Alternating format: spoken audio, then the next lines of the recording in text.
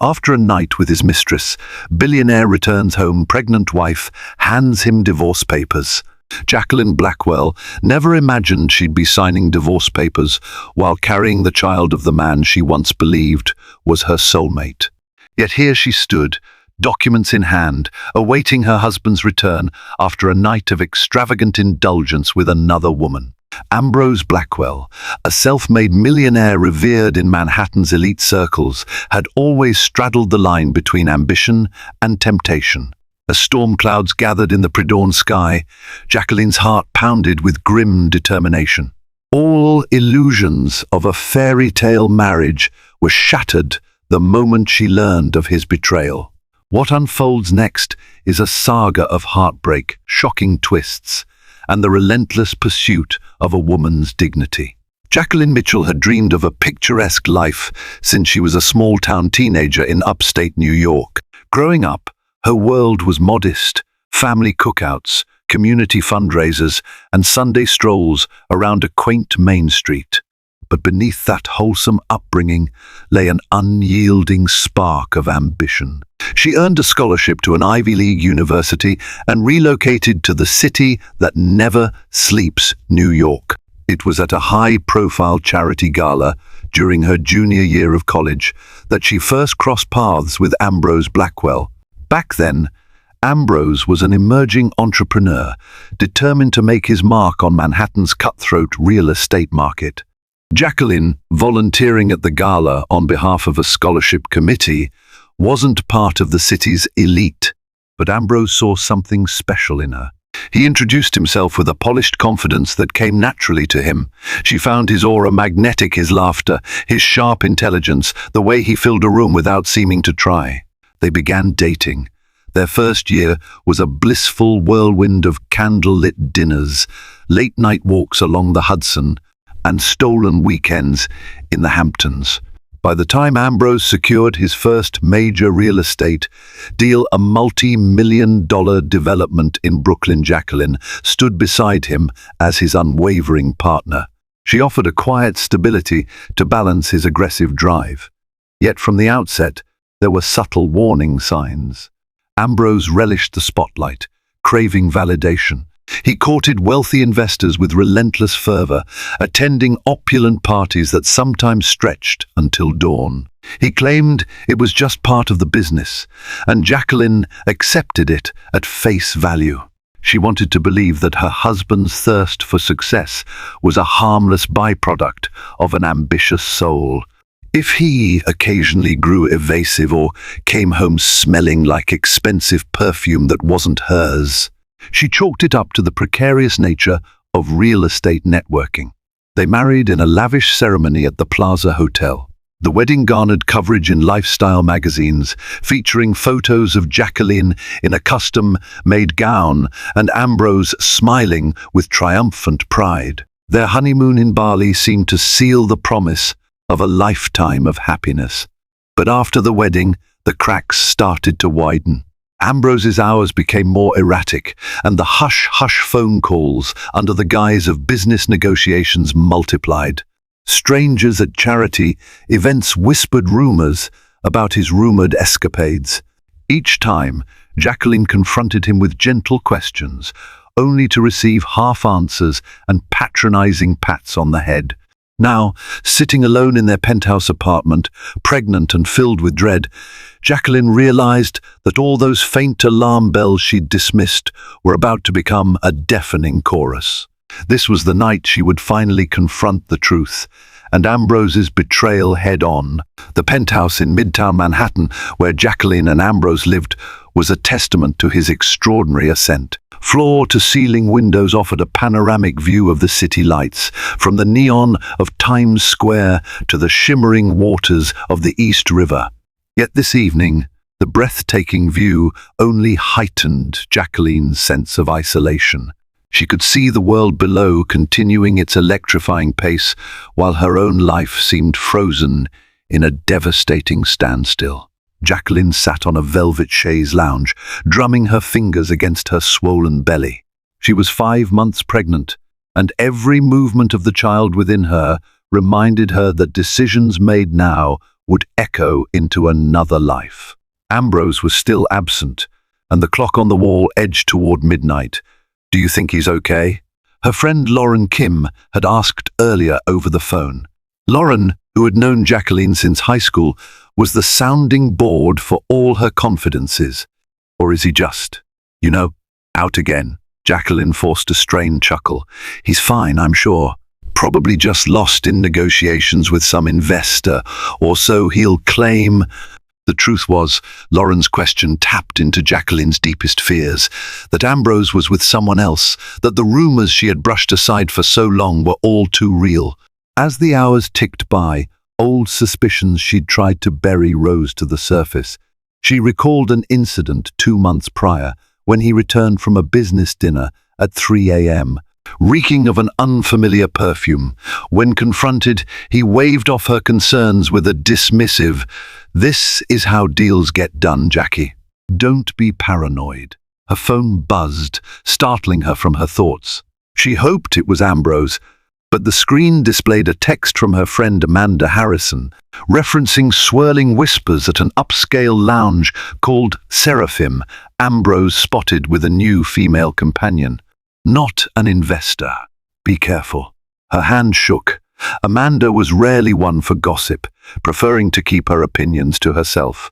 If she'd bothered to send that text, it was because she cared deeply about Jacqueline's emotional safety. The baby kicked again, and Jacqueline closed her eyes, tears brimming. "This has to end," she thought, her resolve forming. "My child deserves better, and so do I." She rose slowly, stepping across the penthouse's polished marble floor to the master bedroom. In the walk-in closet, nestled behind her designer handbags, lay a manila envelope she'd prepared with her attorney days ago. Inside were the divorce papers, lacking only her final signature. She had prayed she wouldn't need them, but that night, alone and anxious, she accepted the grim truth. Her husband's priorities lay elsewhere. And come morning, she would no longer be the docile wife waiting at home. At precisely 3:17 a.m., Ambrose Blackwell stepped off the private elevator and into the dimly lit foyer of his penthouse. The overhead chandelier cast ghostly reflections on the marble floor. He felt a dull ache in his temples, too many glasses of champagne, perhaps. He straightened his navy suit jacket, attempting to mask the faint scent of gardenia that clung to him, an aroma not belonging to Jacqueline. He removed his shoes to avoid making noise, only to find her standing in the shadows near the living room's grand piano. Startled, he froze, his polished facade momentarily cracking. "Jacqueline, why are you still up?" he asked, trying to keep his voice steady. She didn't respond right away. In the low light, Ambrose noticed the exhaustion etched into her features, the way she cradled her belly protectively. It was a poignant reminder that she was carrying his child, the child he had claimed to want so desperately, even as he'd lost himself in the arms of another woman. "I couldn't sleep," she finally said, her tone brittle. "I was worried about you." The words emerged clipped, lacking her usual warmth. She wore a long robe and slippers, but her posture was tense, as if preparing for battle. Ambrose plastered on his confident smile, the one he used in negotiations. "I told you, sweetheart. Business runs late. You didn't have to wait up." Jacqueline sighed, the frustration and sorrow swirling in her eyes. Who was she? The question hung in the air like a live wire. A flicker of alarm passed over Ambrose's face. "What do you mean?" I was at a meeting." She shook her head, tears glistening. "Don't lie to me. I can smell the perfume. I can see the lipstick smudged on your collar." She gestured toward his shirt, her voice trembling with restrained fury. The rumors, the gossip, the unexplained absences, all of it points to the same conclusion. Ambrose opened his mouth to concoct yet another excuse, but one look at Jacqueline's tearful determination, and he faltered.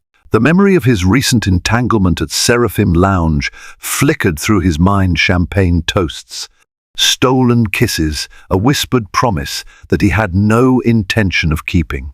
He knew at that moment there was no denying the truth. His silence spoke volumes. Jacqueline pressed her lips together, shoulders stiffening. "We're done, Ambrose." Her voice quivered despite her conviction. "I've reached my limit." She turned away, moving toward the kitchen counter, where a folder lay waiting. His heart twisted as he recognized the legal stationery. He had half expected this day, but never imagined it would come so soon or so abruptly. As she held out the divorce papers with trembling hands, Ambrose realized this night's betrayal was not just another fleeting mistake. This was the act that would unravel everything he and Jacqueline had once cherished. Ambrose stared at the manila folder, which seemed to radiate a damning glow under the overhead light. In that moment, the gravity of his choices crushed him like an avalanche of regret and confusion. Jacqueline, her composure brittle, placed the folder on the glossy marble countertop. She flipped open the cover, revealing the stark legal language, "Complaint for divorce."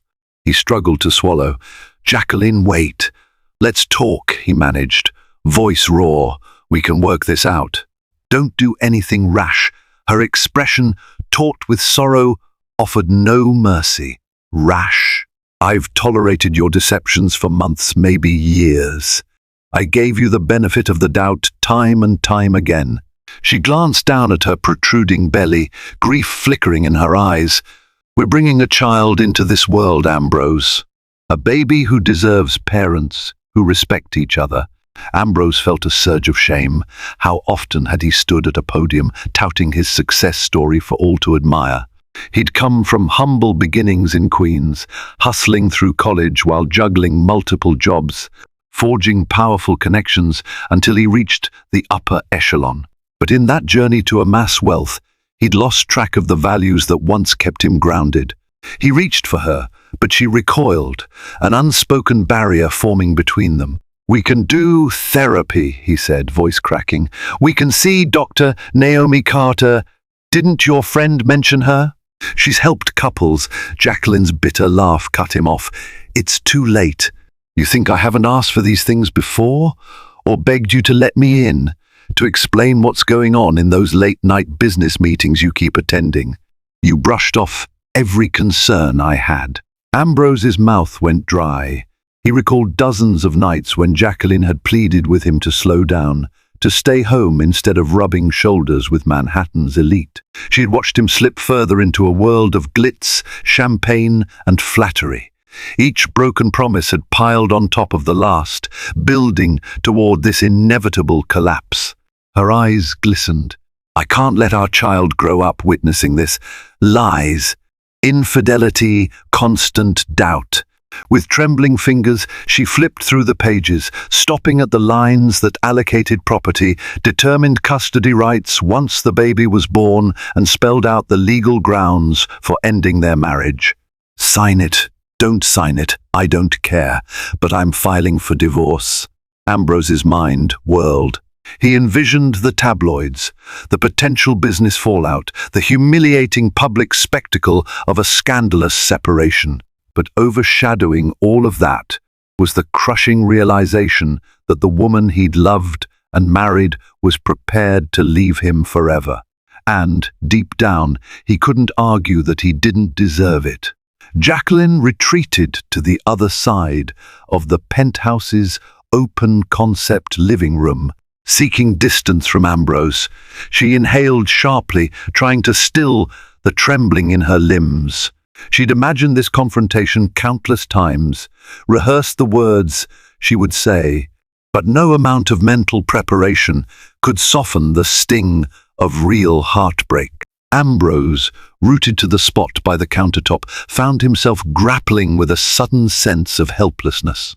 The unstoppable businessman, known for cutting ruthless deals, was now undone in the eyes of the one person whose opinion mattered most. He tried to speak, but the words lodged in his throat. Suddenly, the phone buzzed on the coffee table. A series of texts lit up the screen, likely from the very person who'd accompanied him at Seraphim. Jacqueline noticed, and her face contorted. That momentary flicker of phone light was proof enough. She swallowed, forcing herself not to cry. "Do you realize," she said, her voice thick with anger, "that this is the worst possible time to do this to me? I'm carrying your child, Ambrose." Her eyes pleaded for an explanation, any explanation that could make this betrayal hurt less. His shoulders sagged. "I know," he whispered, stepping forward cautiously. "I know. I was stupid, Jackie. I let everything get out of hand. The business, the success, the attention, it consumed me. And I lost sight of what really mattered. You, us, our baby." She scoffed, crossing her arms protectively over her chest. "Now you realize that?" The question lingered. The city lights twinkled mockingly behind them, as if Manhattan itself bore witness to this unraveling. "All those nights I stayed up waiting, all those times I asked you to just be honest with me. And you think a simple confession now will make it better?" Ambrose stepped closer, the ghost of a tear in his eye. "I've destroyed our marriage," he said, voice strained. "I see it, and I hate myself for it. If there's a chance, if there's anything I can do, tell me, please." Jacqueline's chest felt tight, tears burning behind her eyelids. Part of her, the old hopeful part, wanted to fold into his arms and pretend everything could be erased. But she'd learned too many painful lessons to indulge that fantasy. At last, she mustered a calm veneer. "I don't have any illusions left, Ambrose. We're done." He deflated visibly, like a balloon losing air. The weight of finality pressed upon both of them. For a moment, neither spoke, as if the penthouse's opulence, the paintings, the designer furniture, the city skyline had become a silent chorus of condemnation. Wordlessly, Jacqueline reached over and closed the divorce folder. She took a breath, summoning every ounce of resolve. Tomorrow, she would take those papers to her lawyer, finalize them, and step into an unknown future one without Ambrose by her side. And for all his regret, Ambrose understood there might be no turning back from this precipice he had so carelessly approached. Sleep proved elusive for Jacqueline. By 5:00 a.m., she had abandoned any hope of rest and stood by the penthouse's floor-to-ceiling windows, watching dawn break over Manhattan. The rising sun painted the sky in muted pinks and oranges, a subtle reminder that life moved on. Indifferent to her personal crisis, she cradled her belly, whispering reassurances to the baby. Though her heart felt as if it was splintering, she resolved that her child would not inherit her sorrow. Ambrose had finally retreated to the guest bedroom, though she suspected he didn't sleep either. She could still sense his presence, an unwanted gravitational force pulling at her equilibrium. She tiptoed through the living room, scanning the marbled hallway with dread. The weight of the manila folder seemed to intensify with every step. By mid-morning, she had called a car service to whisk her away to the Upper East Side, where her longtime friend and confidant, Lauren Kim, lived in a modest but welcoming apartment. Lauren opened the door in a flurry of concern, throwing her arms around Jacqueline, the moment she saw her tear-streaked face. "Oh, Jackie," Lauren murmured, guiding her into the cozy living room. The space was worlds away from Jacqueline's penthouse, smaller, cluttered with personal touches like postcards from travels and stacks of books. Yet the warmth here offered a stark contrast to the sterile grandeur she had left behind. Jacqueline settled onto a plush sofa, exhaling shakily. "I couldn't stay there," she admitted, tears threatening to spill again. "I filed for divorce. Or I will. The papers are ready." Lauren's eyes widened. Finally, she said gently, squeezing Jacqueline's hand, "I know it hurts, but you've been in pain for too long. You deserve better, and your baby deserves better." A single tear rolled down Jacqueline's cheek. "I wanted to believe he could change, that we could be happy. It's just, every time I gave him a chance, he turned around and betrayed that trust." Lauren nodded knowingly. She had been the silent witness to Ambrose's pattern of late nights and half-truths. "So what now?" Jacqueline sighed, pressing a protective hand against her abdomen. I have to protect my child, first and foremost. I'll stay with you for a few days, if that's okay, until I figure out my next steps." "Of course," Lauren replied without hesitation. "You can stay as long as you need." She paused, then added, "Have you considered speaking with your lawyer about custody and support? Ambrose might try to manipulate the situation." Jacqueline grimaced, recalling how Ambrose's wealth often gave him an edge in legal battles. "I will," she promised. "I won't let him wiggle out of his responsibilities. But I don't want my baby growing up in a broken home either. I'm so torn." As she nestled deeper into the sofa's comforting cushions, Jacqueline felt a rush of gratitude for Lauren's unwavering support. She had taken the first step toward freedom, even though it meant walking through a storm of uncertainty. Less than 24 hours later, Jacqueline stood inside the Midtown Manhattan offices of Chambers and Delgado, one of the city's most reputable law firms. The polished marble floors and sleek modern decor reminded her of Ambrose's penthouse. Everything was designed to exude power and precision. Her heart pounded as she approached the reception desk, manila folder clutched to her chest. A polished assistant guided her into an expansive corner office with glass walls overlooking the bustling streets below. There she met her attorney, Rebecca Delgado, a poised woman in her early 40s, known for her incisive approach to family law. Rebecca offered a professional smile, gesturing for Jacqueline to sit in a leather armchair. "Jacqueline," Rebecca began, her voice warm but businesslike, "I'm sorry you're going through this. I've reviewed the preliminary paperwork you sent over. Given your husband's net worth, we can petition for substantial alimony and child support." Jacqueline nodded, a lump forming in her throat. "I understand. I'm not out to destroy him, but he's proven he can't be trusted, especially financially. I need to ensure my baby is provided for, no matter what." Rebecca leaned forward, hands folded neatly on her desk. "I absolutely agree. Next steps include filing the official petition for divorce with the court. We'll detail Ambrose's infidelity as the grounds. Along with any supporting evidence, you have documents, statements from witnesses, or even text messages. This will bolster your case if he contests any part of it." Jacqueline's thoughts flicked to the late-night texts and photos she'd seen from friends like Amanda Harrison, referencing Ambrose's indiscretions. She hated the idea of airing her marital troubles in court, but pride had to take a backseat to practical considerations. "I've got a paper trail," she admitted quietly, "though I hoped I'd never have to use it." Rebecca nodded sympathetically. "I'll need access to everything: bank accounts, property deeds, the baby's medical documents, anything that can clarify the financial and parental landscape." "Are you planning to stay with your friend Lauren while this goes forward?" Jacqueline brushed away a stray tear. "Yes, at least for now.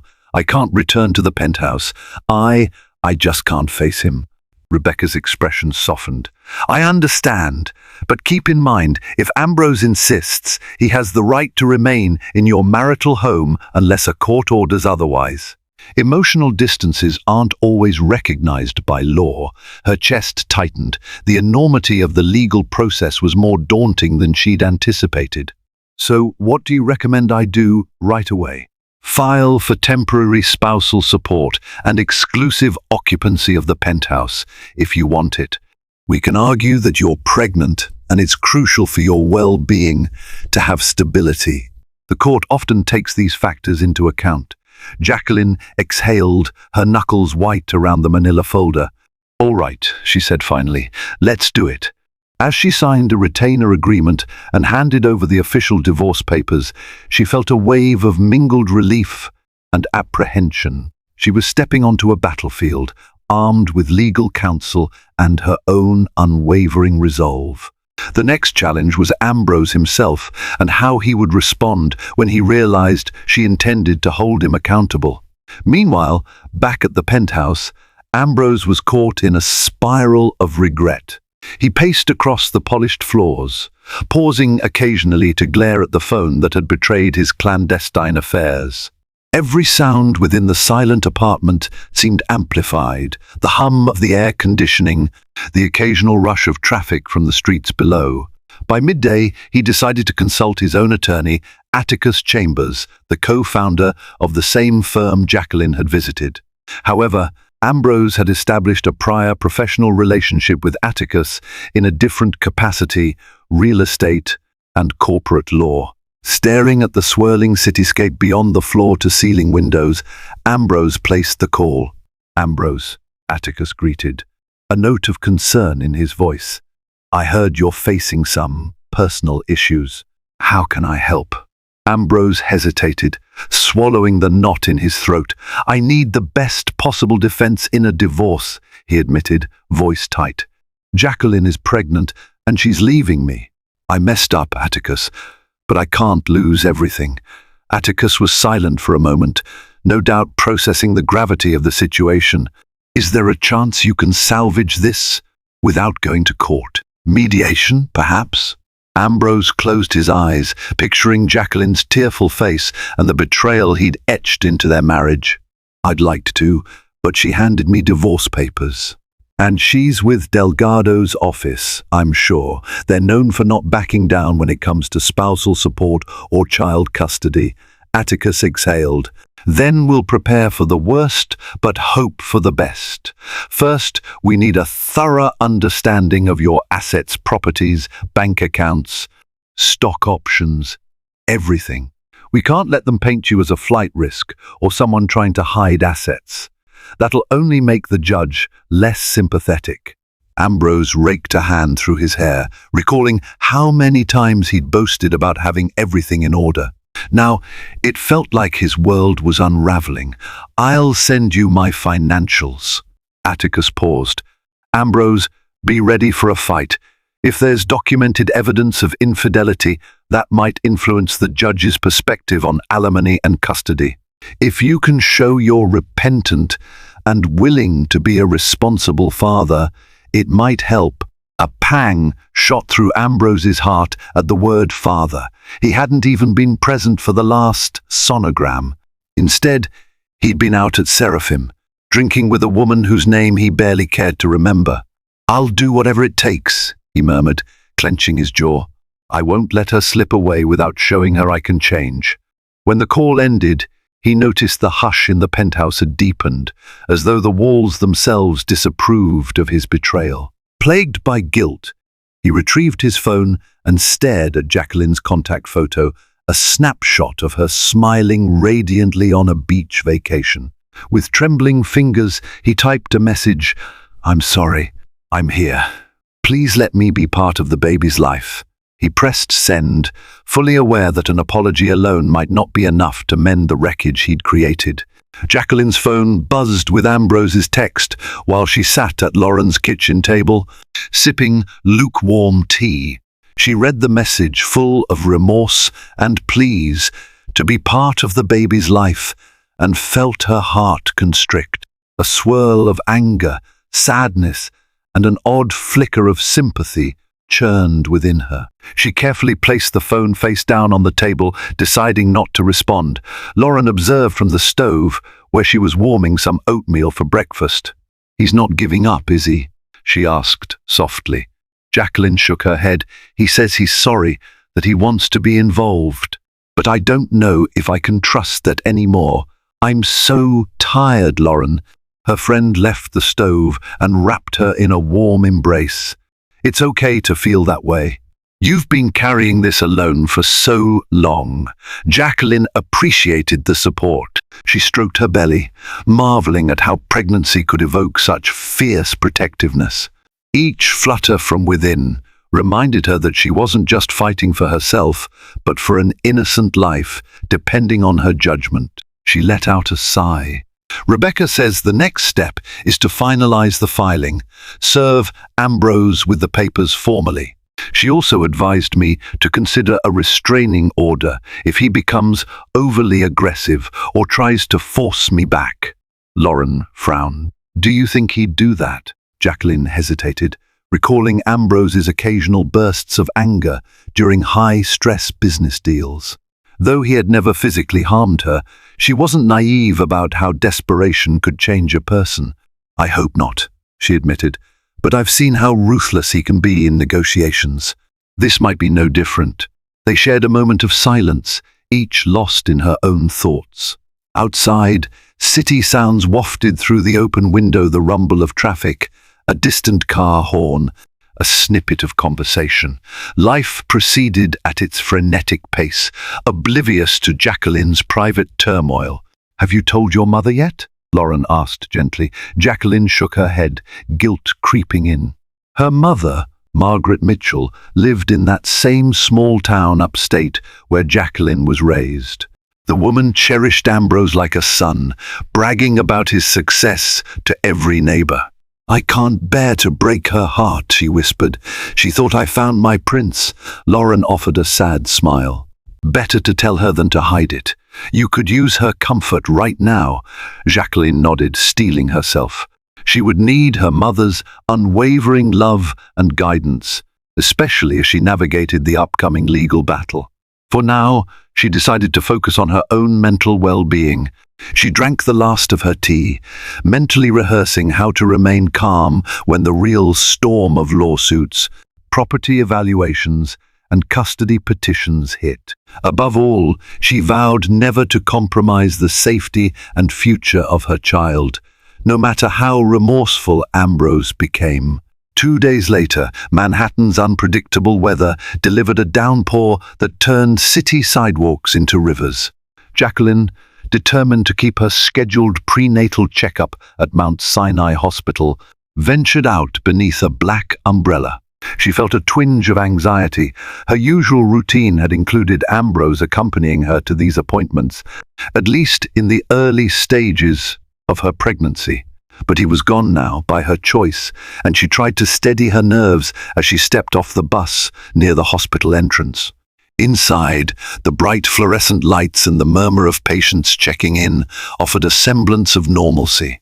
She gave her name to the receptionist and took a seat, ignoring the curious glances of strangers who might have recognized her from society pages. The Blackwell's union had been as public as it was glamorous, and rumor mills churned incessantly about their troubles. A few minutes passed before a nurse beckoned her. "Miss S. Blackwell," she called, slightly mispronouncing the name in a hurry. Jacqueline stood, self-conscious about her new reality. She might not carry that last name for much longer. She settled into the exam room, waiting for Dr. Naomi Carter to arrive. Dr. Carter was a warm, experienced obstetrician who had seen countless couples through pregnancy. After a few minutes, the door opened, and Jacqueline's stomach lurched as she saw Ambrose step inside behind Dr. Carter. The doctor offered a polite smile. "I apologize for the surprise, Mr. Blackwell insisted on attending today's appointment.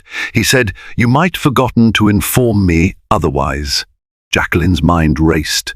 She swallowed her shock and reminded herself to remain calm. Ambrose stood in the doorway, drenched from the rain, his eyes pleading. "I just wanted to make sure everything's okay with the baby," he said softly. "Please let me stay. I won't argue, I promise." A torrent of emotions slammed into her. Part of her was furious at his audacity showing up unannounced after she'd taken steps to leave him. Another part, the part that remembered how eagerly he had awaited the first ultrasound, softened. She met Dr. Carter's gaze, uncertain. "It's entirely up to you," Dr. Carter said gently. "I can ask him to leave if you're uncomfortable." Jacqueline's heart pounded, but she forced a nod. "He can stay," she murmured, her voice strained. Ambrose took a seat near the exam table, awkwardly folding his hands in his lap. "Doctor." Carter proceeded with the routine checks, measuring Jacqueline's belly, checking her blood pressure, asking about any discomfort or symptoms. All the while, Ambrose remained uncharacteristically silent, his gaze fixed on Jacqueline's face or the fetal heartbeat monitor. When the whooshing sound of the baby's heartbeat filled the room, Jacqueline couldn't help but feel a wave of tears threaten. Ambrose's eyes glossed over, too, a glimpse of the paternal joy he might have felt if not for the chasm between them. Still, the moment the exam ended, Jacqueline's resolve returned. She pulled her coat tighter around her, preparing to leave as quickly as possible. Ambrose had intruded on her safe space, but no matter how genuine his remorse, she wouldn't let him derail her choices again. As soon as Dr. Carter left the room, Jacqueline slipped off the exam table, determined to exit before Ambrose could corner her. But he moved quickly, stepping in front of the door, though not aggressively, just enough to indicate he had something important to say. "Thank you for letting me stay," he said, his tone hushed, conscious of the bustling hospital corridor beyond. "I know you didn't have to do that." Jacqueline avoided his gaze, focusing instead on adjusting the zipper of her coat. She felt the tension in the air and the knot in her chest grow tighter. "Don't read too much into it," she replied.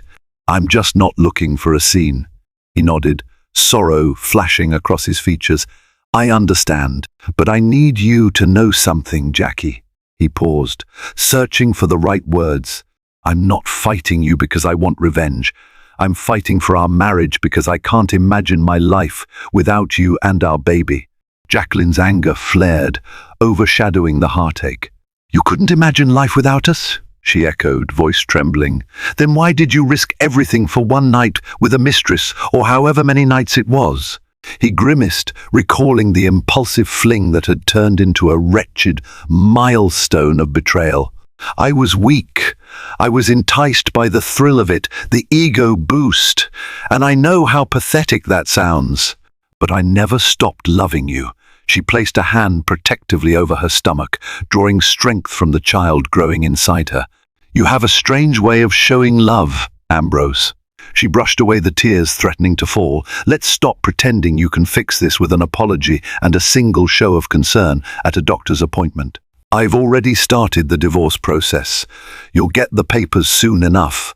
Ambrose's face fell. He raked a hand through his damp hair, each breath shaky. "What if just hear me out? What if we tried counseling? I'll do anything. I'll cut back on my hours, shut out the toxic crowd, everything. I swear." Her mind flashed to nights spent alone in bed, waiting for him to return calls going to voicemail, whispered excuses in the morning. She pictured how she'd consoled herself with illusions that he would change once the baby was born. "I asked you for therapy months ago," she said, voice tight. "You laughed it off, said we didn't need a stranger telling us how to run our marriage." Ambrose's eyes glistened with regret. "I was a fool," Jacqueline exhaled. "You still are, if you think I can forget what you did." With that, she brushed past him, stepping into the corridor. The hospital environment, beeping monitors, brisk nurses, anxious families, felt jarringly normal compared to the emotional tempest she was enduring. Ambrose called her name softly, but she didn't turn back. There was no place for him in her decisions anymore, no matter how desperately he pleaded otherwise. Back at Lauren's apartment, Jacqueline shut herself in the spare bedroom, flipping through a folder of documents. Rebecca Delgado had sent. Each page underscored the reality she was stepping into, a formal petition for divorce, affidavits that described Ambrose's infidelity, and financial disclosures that mapped out his net worth. A swirl of conflicting emotions, sorrow, resolve, anxiety gripped her. Lauren knocked softly, then opened the door. "Are you okay?" she asked, her voice brimming with concern. Jacqueline placed the papers aside. "No," she admitted, "but I'm doing what needs to be done." Lauren sat beside her on the bed, offering a comforting pat on the shoulder. "I overheard you telling Dr. Carter that Ambrose showed up at the appointment. That must have been so stressful." Jacqueline nodded. "He's begging for another chance. Counseling, less work, no more late nights. You know, all the things I asked him for months ago." Lauren sighed. "Sometimes people only realize what they have when they lose it." "That's the tragic part," Jacqueline replied quietly. "He's realizing it now, but the damage is already done." "I'm exhausted, Lauren. I don't want to keep playing this game of cat and mouse chasing after his heart." trying to keep him faithful. Her friend gave her a sympathetic hug. "You won't be alone in this. We'll figure out a plan for you and the baby. I promise." Just as they parted, Jacqueline's phone rang. The caller ID showed a number from her old hometown. Her mother. She inhaled sharply, remembering how she had been dreading this conversation. Shooting Lauren a glance of silent support, she answered. "Hi, Mum," she began, her voice wavering. There was no way to sugarcoat the news. I have something to tell you about me and Ambrose." Her mother's concerned greeting turned to heartbreak as Jacqueline explained the situation, voice trembling. Margaret Mitchell's shock was palpable, even through the phone line. She asked countless questions. How long had this been going on? Why hadn't Jacqueline said something earlier? Was there any hope for reconciliation? Each query hit Jacqueline like a fresh stab to her conscience. By the end of the call, her mother was weeping, promising to help in any way possible. "Come home, Jackie," she pleaded. "Let's figure this out together." Jacqueline promised she'd consider it, though she was reluctant to leave the city where she had built her life. After hanging up, she slumped against the wall, tears streaming down her cheeks. She felt the weight of her mother's disappointment, the avalanche of legal decisions, and the pang of her unborn child's uncertain future. Lauren quietly placed a hand on Jacqueline's shoulder. "Storms never last forever," she said softly. "You're doing the right thing, even if it hurts." Outside, thunder rumbled in the distance, echoing the storm inside her heart. Despite the deluge of grief, Jacqueline reminded herself of a vital truth. She was free now, free to shape her life without deception or fear. 2 weeks later, Manhattan's relentless pace churned on as if nothing had changed. But for Jacqueline, everything had. She remained at Lauren's apartment, forging a new semblance of routine morning walks around the block to ease her pregnancy aches. Afternoons spent reviewing legal briefs with Rebecca Delgado, and evenings curled up on the sofa, her mind drifting between worry and anticipation for what lay ahead. Rebecca had scheduled a mediation session, a required step before the divorce could be finalized. It was a chance for both parties, along with their attorneys, to meet in a controlled setting and attempt to settle matters outside of court. Jacqueline's emotions were mixed. She dreaded facing Ambrose again, yet hoped this might expedite her release from the marriage. On the morning of the mediation, she stood before a mirror in Lauren's bedroom, smoothing down a simple navy maternity dress that offered both comfort and quiet confidence. She inhaled, placing a hand on her stomach. The baby gave a small, reassuring kick. "We'll get through this," she whispered. At the mediator's office, a sleek, minimalist suite in a midtown high-rise, Jacqueline arrived with Rebecca. They were ushered into a conference room featuring a large glass table and leather chairs. A window overlooked the bustling cityscape, as if reminding them that life went on, indifferent to personal woes. Ambrose was already seated at the far side of the table, accompanied by Atticus Chambers. He rose when he saw Jacqueline, his eyes reflecting a mixture of hope and remorse. She avoided his gaze, focusing instead on placing her purse neatly on the chair. The mediator, a seasoned professional named Daphne Morales, began by outlining the ground rules: respect, honesty, and a genuine willingness to negotiate. Her calm, even tone briefly eased the tension in the room. Rebecca spoke first, citing Jacqueline's reasons for divorce, adultery, emotional neglect, and the need for financial security for both mother and child. She requested substantial alimony, child support, and exclusive occupancy of the penthouse until the child turned 1. Ambrose's brow furrowed, but he remained silent, seemingly trying to rein in his impulses to argue. When it was Atticus's turn, he acknowledged Ambrose's infidelity but claimed it was a momentary lapse, urging Jacqueline to allow a chance for reconciliation. He proposed a reduced alimony period, a more modest child support package, and shared custody once the baby was born. The word shared custody made Jacqueline's heart lurch. She pictured the baby's crib in one home, then another back and forth, an infant too young to understand parental strife. Each hour crawled by as they exchanged offers and counter-offers. At times, Ambrose tried to address Jacqueline directly, but Rebecca firmly steered him toward the official process. The tension was suffocating, broken occasionally by the mediator's calm voice, coaxing them to meet in the middle. By late afternoon, a tentative agreement emerged. Ambrose was prepared to offer a sizable monthly support sum and let Jacqueline stay in the penthouse for a year, after which they would sell it and split the proceeds. In exchange, he wanted liberal visitation rights to the child, along with joint legal custody for key decisions. Jacqueline felt her insides twist at the notion of sharing such crucial decisions with him. Yet, she also recognized the baby deserved a father.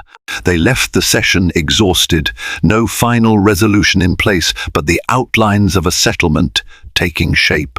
Stepping into the elevator with Rebecca, Jacqueline exhaled shakily.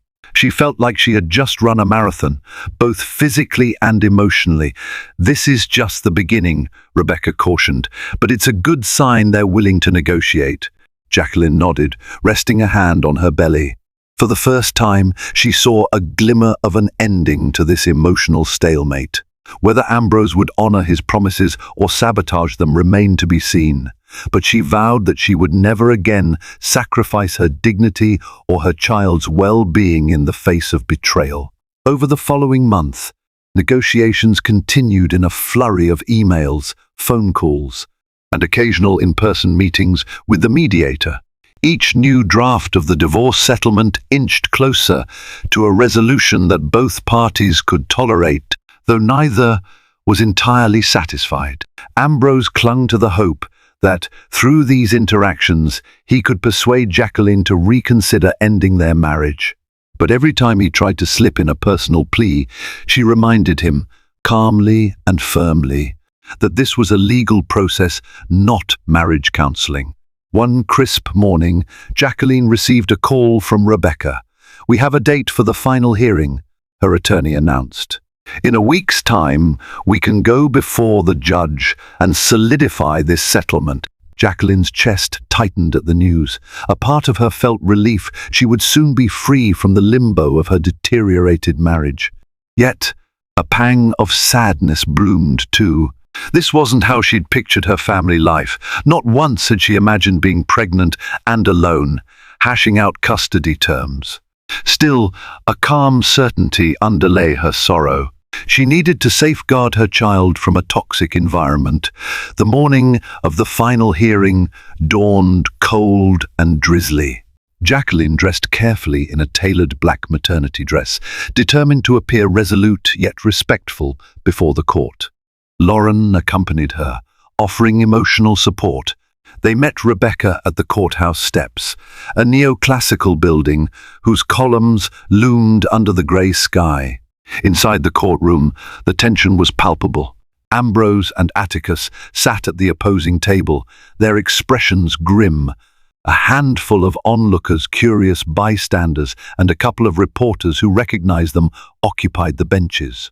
Jacqueline took a seat, ignoring the flutter in her stomach that may have been either nerves or the baby's kicks.